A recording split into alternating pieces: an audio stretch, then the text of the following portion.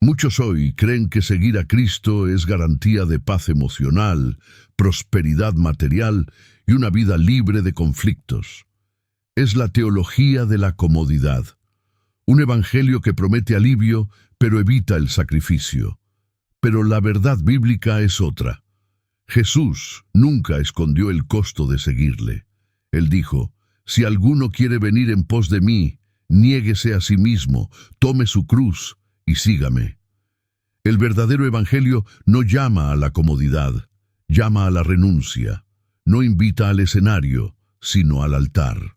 Y es por eso que muchos se dicen cristianos, pero rechazan la cruz. Quieren a Cristo como Salvador, pero no como Señor. Quieren el consuelo del Espíritu, pero no el fuego purificador de la santificación. Es por eso que hay tantas iglesias llenas y tan pocos discípulos verdaderos. En este video vamos a abrir las Escrituras y entender por qué el verdadero evangelio exige cruz, por qué el dolor forma parte de la santificación y cómo la gloria que ha de venir solo puede nacer de la muerte del yo. Charles Spurgeon dijo: el camino al cielo pasa por Getsemaní. Si estás cansado de un cristianismo superficial, ven conmigo al centro de la fe cristiana, donde la comodidad es sustituida por la cruz y la muerte da lugar a la vida. El verdadero evangelio te confrontará, pero te transformará.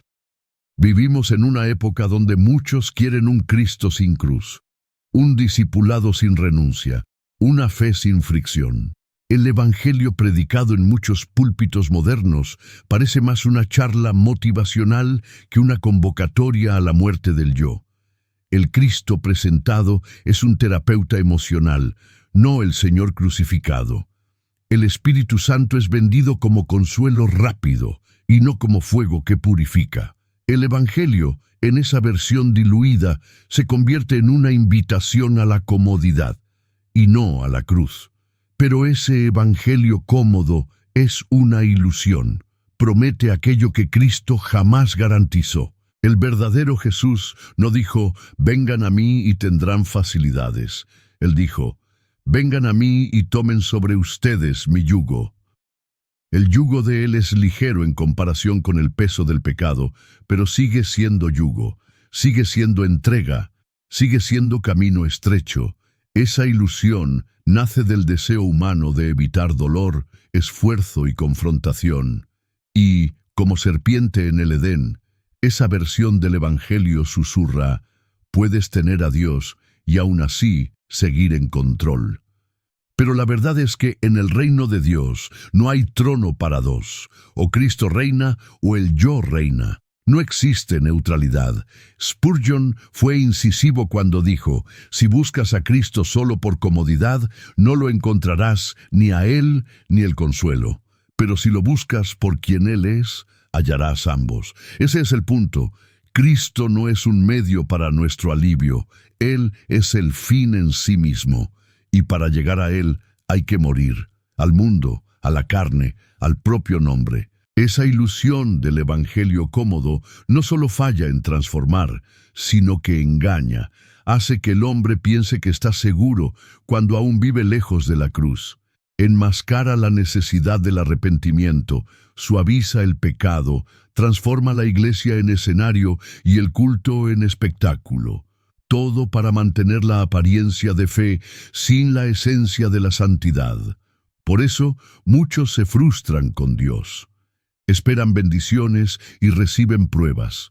Piden puertas abiertas y enfrentan desiertos. Y concluyen que algo anda mal con Dios, cuando en realidad el error está en la falsa expectativa creada por un evangelio que jamás existió en las Escrituras.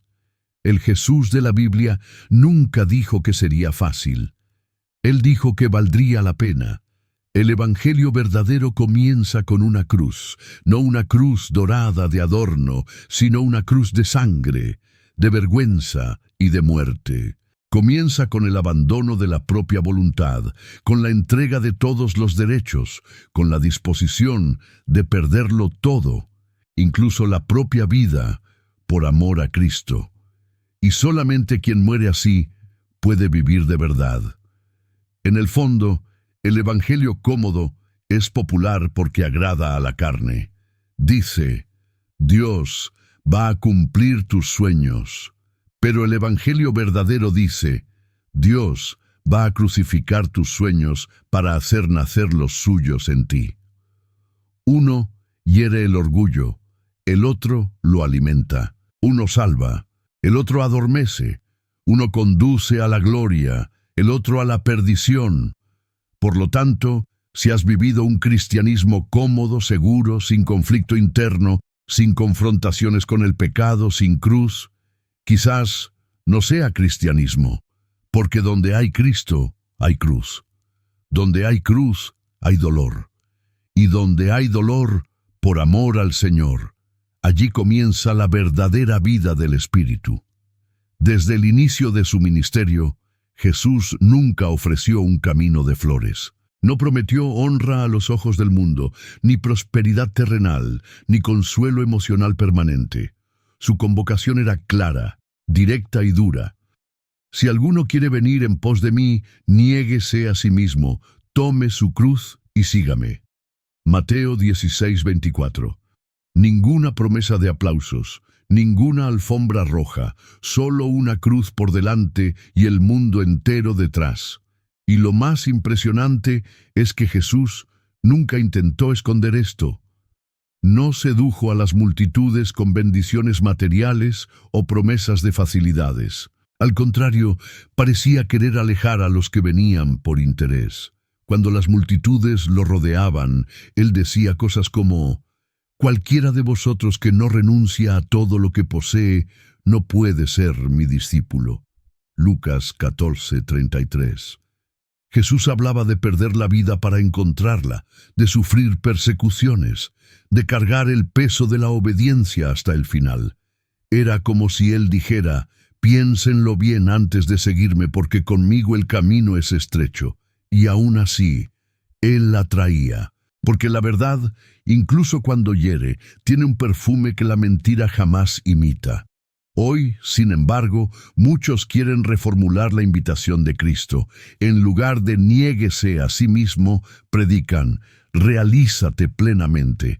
En lugar de tome su cruz, dicen: alcanza tus sueños. El llamado a la muerte se convirtió en un mensaje de autoestima. La cruz fue escondida detrás del escenario iluminado. Pero Jesús nunca escondió la cruz, ni la suya, ni la nuestra. Cuando Pedro intentó impedir el camino del Calvario, diciendo que aquello no podría sucederle al Maestro, Jesús no fue gentil.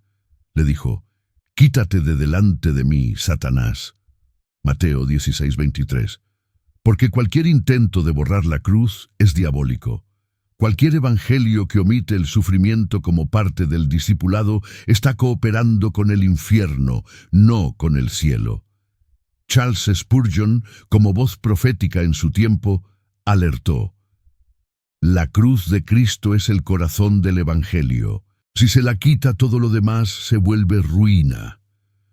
Cristo no vino solo para morir por nosotros, sino para enseñarnos a morir con Él. Y esto no es metáfora. Es real, es morir a la voluntad del ego, al aplauso de los hombres, a los pecados estimados, a los proyectos personales no consagrados. Es perder de verdad para ganar aquello que el mundo jamás podría dar: comunión con el Padre. La cruz que Jesús cargó no era solo un instrumento de martirio físico, era la expresión del precio de la obediencia. Era el símbolo de la entrega absoluta, de la humillación, de la vergüenza pública, del rechazo. Y Él nos invita a entrar en esa misma jornada. No porque Dios sea cruel, sino porque es en esa muerte donde la vida es generada.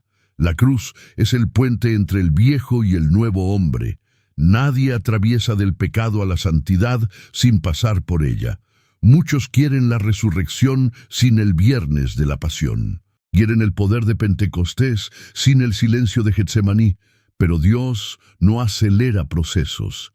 Él quiebra primero para reconstruir. Él crucifica antes de glorificar. Y si el Hijo de Dios no escapó del camino de la cruz, ¿Por qué nosotros creeríamos que escaparíamos? Cristo fue transparente con sus discípulos. Dijo que serían perseguidos, aborrecidos, rechazados. Dijo que entrarían en tribulaciones, pero también prometió: estaré con vosotros todos los días. Él no prometió ausencia de dolor. Prometió presencia en medio del dolor, y eso basta. Es tiempo de dejar de esconder la cruz, es tiempo de mirarla, no solo como un símbolo de salvación, sino como el molde de nuestra jornada. Si aún no has pasado por ella, aún no has comenzado. El Evangelio no es una invitación al bienestar, es un llamado a la muerte que genera vida. El mundo nos enseñó a asociar gloria con conquista, poder, visibilidad. La gloria, según los hombres, es aplauso, escenario, prestigio. Pero en el reino de Dios, la gloria no se revela en la cima del podio, se revela en el suelo de la renuncia. Dios esconde su gloria donde el hombre natural jamás buscaría. En el lugar donde el ego muere, en el silencio de la obediencia, en el secreto de la entrega total. Jesús enseñó esta paradoja con su propia vida. Cuando estaba a punto de ser crucificado, dijo: «Ha llegado la hora para que el Hijo del Hombre sea glorificado». Juan 12:23. ¿Glorificado? Sí, pero no en un trono terrenal, sino colgado en una cruz. Allí, ensangrentado, rechazado y desnudo, Él manifestó la mayor gloria que el cielo jamás reveló, amor que se entrega hasta el final. La renuncia fue el escenario de la gloria. En el Evangelio de Juan, Jesús continúa diciendo: de cierto os digo, que si el grano de trigo no cae en tierra y muere, queda solo, pero si muere, lleva mucho fruto. Juan 12:24. Esta es la ley del reino. Solo fructifica quien muere, solo manifiesta la gloria quien acepta desaparecer, solo es exaltado quien primero se vacía. Spurgeon hace eco de esta verdad al decir: la humildad es la escalera por la cual los santos suben al cielo. Y esa humildad se expresa en la renuncia. Renunciar no es solo decir no a placeres momentáneos, es decir sí a la voluntad de Dios, incluso cuando exige silencio, soledad o sufrimiento. Es desistir del control. Es aceptar que para que Él crezca, yo necesito menguar. En el tiempo en que vivimos, la renuncia parece locura. ¿Quién elige perder? ¿Quién renuncia a derechos legítimos? ¿Quién calla cuando tiene razón? ¿Quién da sin recibir? ¿Quién sirve sin reconocimiento? La respuesta es simple: los que ya murieron a sí mismos, los que ya no viven por la carne, sino por el Espíritu, los que descubrieron que la gloria del reino no brilla a los ojos del mundo. La renuncia nos coloca en el centro de la voluntad de Dios, y ese es el lugar más glorioso que un ser humano puede habitar. Allí, incluso sin fama, hay plenitud. Incluso sin aplausos, hay paz. Incluso sin seguridad, hay descanso. Porque el alma que se rinde totalmente a Cristo encuentra un tesoro invisible que el mundo jamás podrá robar. Hay una gloria reservada para aquellos que aceptan perder. Es la gloria de conocer a Dios de forma íntima, de oír su voz en secreto, de sentir su presencia en medio del dolor, de experimentar consuelo que no depende de circunstancias, de tener los ojos abiertos para lo invisible, los oídos afinados para lo eterno, el corazón moldeado por el Espíritu. Pero esto solo es posible por la renuncia. No existe intimidad con Dios sin abandono de uno mismo.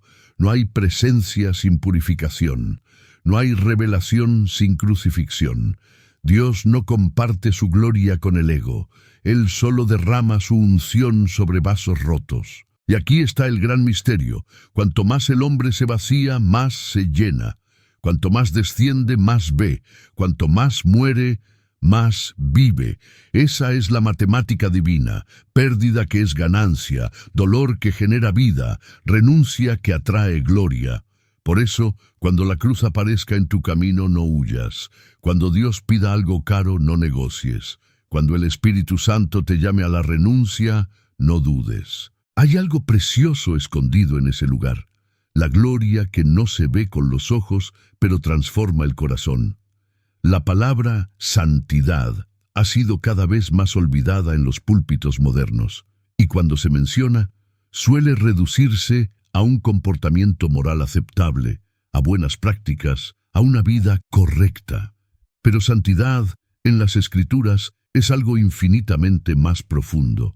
No es solo lo que haces, es quién te conviertes. Es el estado del alma que fue separada para Dios, purificada por el fuego de la cruz, moldeada por la palabra y guiada por el Espíritu. Y esto tiene un precio, un alto precio. La santidad cuesta. Exige renuncia, vigilancia, disciplina y sobre todo muerte del yo. Por eso es tan rara, porque muchos desean las bendiciones de Dios, pero no el carácter de Dios. Quieren la unción, pero no el altar. Buscan la presencia, pero sin purificación. Esperan ser usados, pero no quieren ser quebrantados.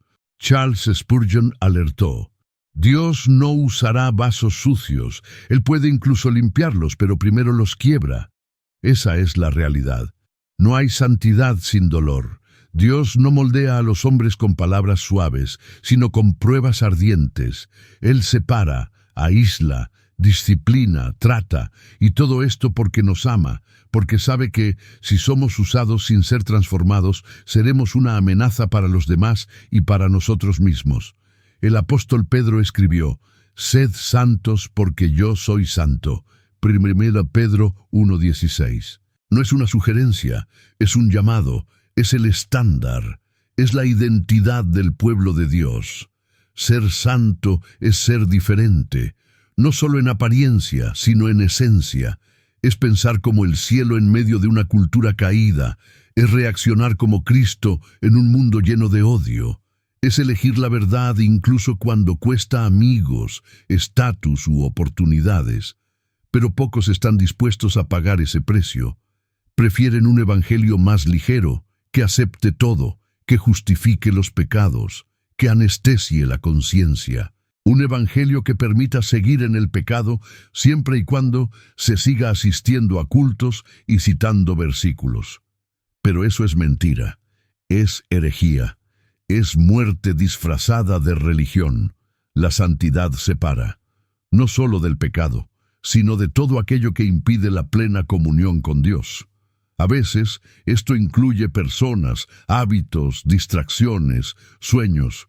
Y cuanto más cerca se anda de la presencia de Dios, más sensible se vuelve el alma.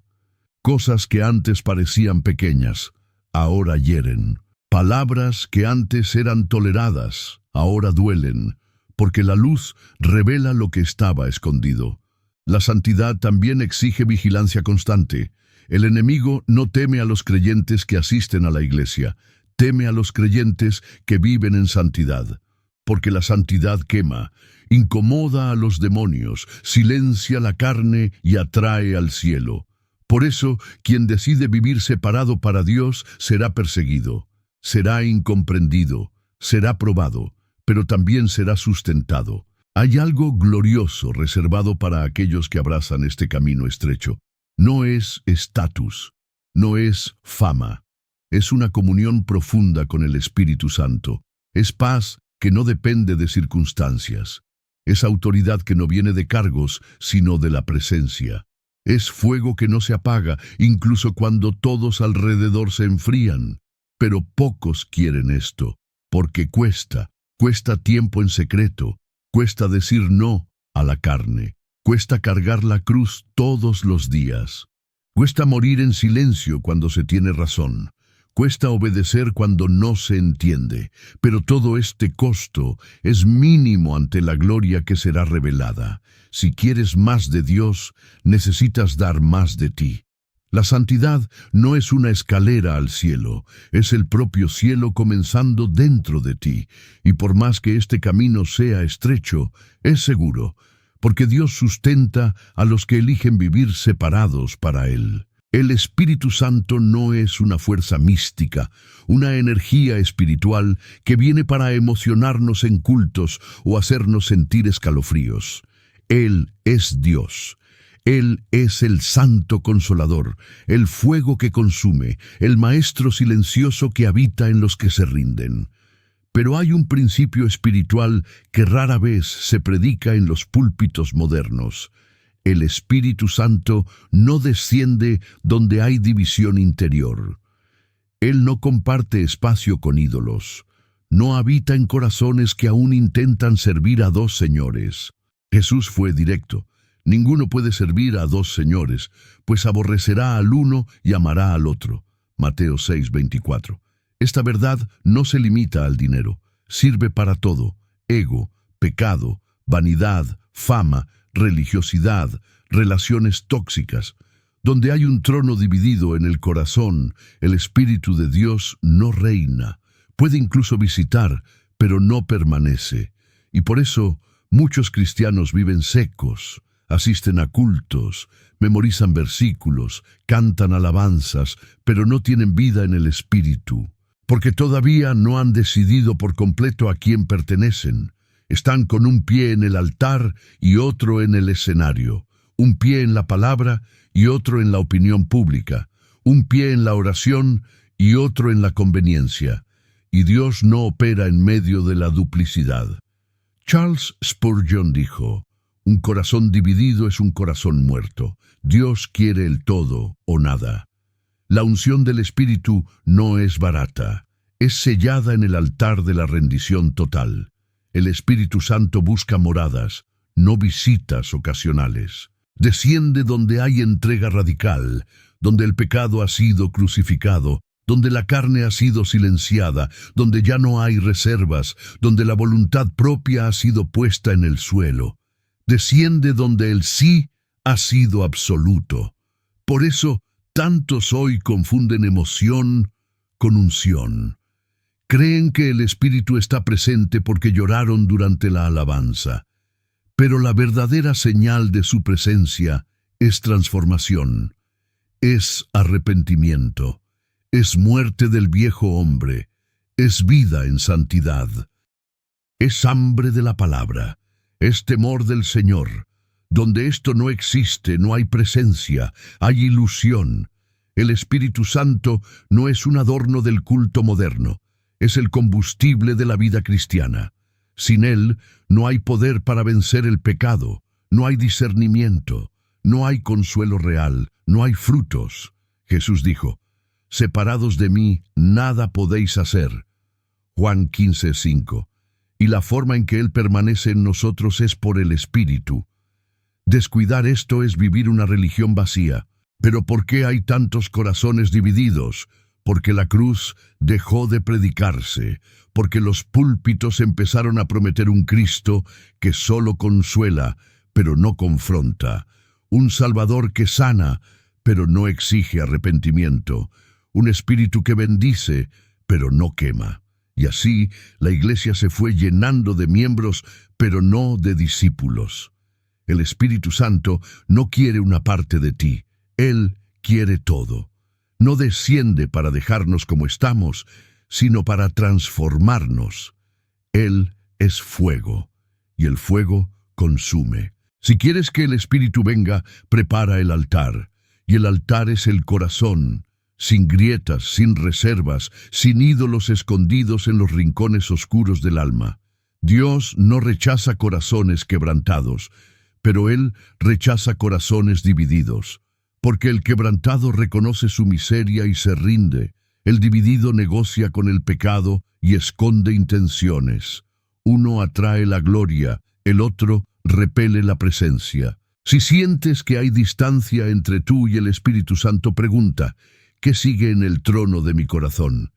¿Qué sigue compitiendo con Dios por mi atención, obediencia, confianza? El Espíritu desciende donde Él lo es todo.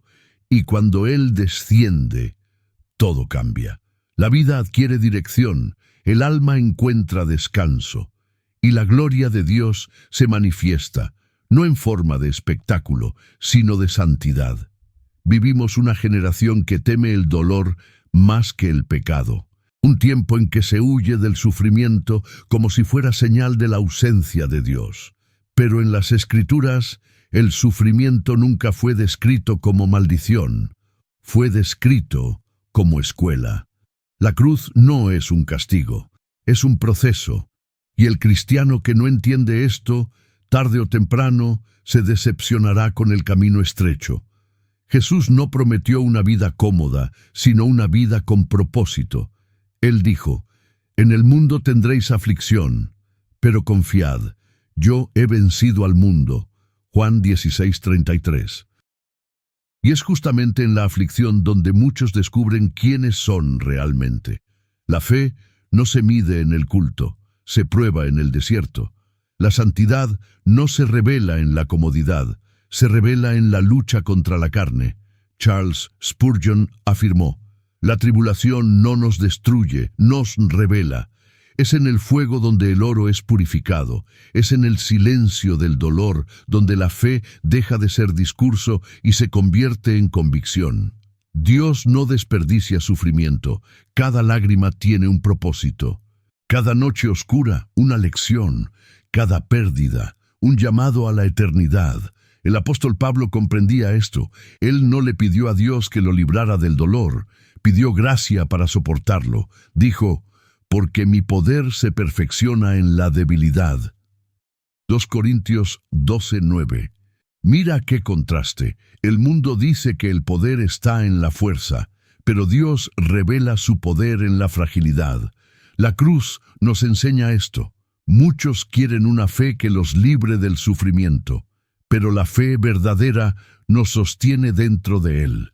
El sufrimiento no es enemigo de la fe, es su campo de maduración. Revela lo que está escondido, purifica las motivaciones, rompe el orgullo, profundiza la dependencia. Quien pasa por el dolor con los ojos en Cristo sale más parecido a Él. Es en el valle donde aprendemos a oír a Dios sin ruido. Es en la pérdida donde descubrimos lo que realmente importa. Es en la enfermedad donde percibimos que somos polvo. Y es allí donde el Espíritu Santo opera con mayor intensidad. Cuando no tenemos nada más, Él nos da todo, su presencia. El problema es que se nos ha enseñado a huir del dolor, a buscar atajos, a ver el sufrimiento como señal de maldición, de falla espiritual. Pero no. El sufrimiento muchas veces es prueba del amor de Dios, porque el Señor al que ama disciplina. Hebreos 12:6. Y quien ya ha sido corregido por Dios sabe, duele, pero liberta, lastima, pero sana. No se trata de buscar el sufrimiento, sino de entenderlo, de aceptarlo como herramienta divina, de no permitir que el dolor endurezca el corazón, sino que lo ablande, que no nos amargue, sino que nos humille, que no nos aleje de la fe, sino que nos lleve más profundo. La cruz fue el mayor símbolo de sufrimiento de la historia, y sin embargo, de ella nació la mayor victoria que el mundo jamás ha visto. Así también es con nosotros. Cuanto más pesada la cruz, más gloriosa la resurrección. Cuanto más profundo el dolor, más fuerte el consuelo. Cuanto más dura la noche, más brillante el amanecer.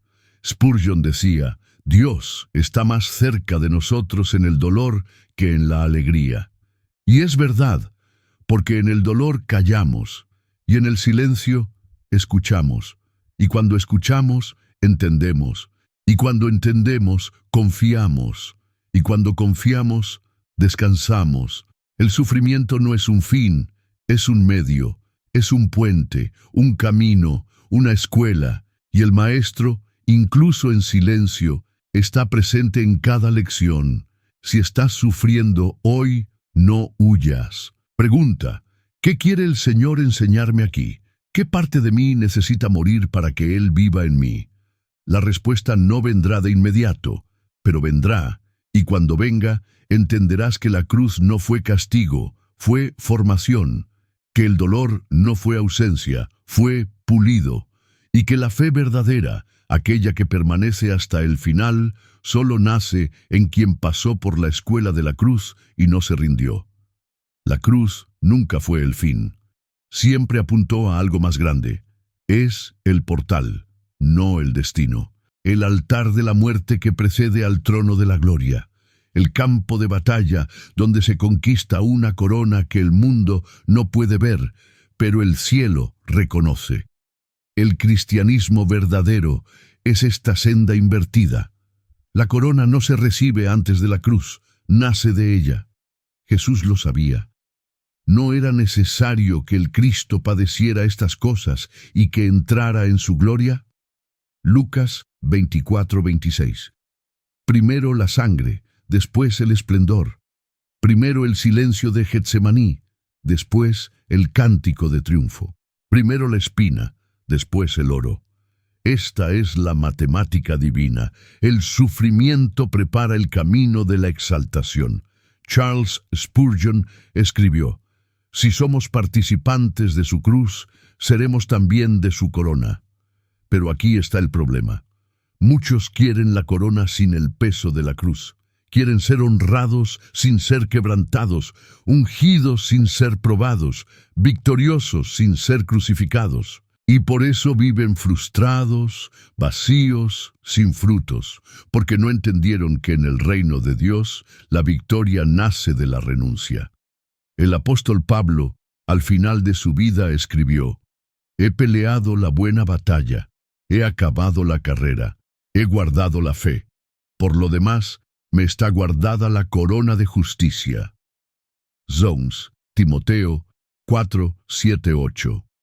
Nota: no habló de ministerios exitosos ni de reconocimiento terrenal.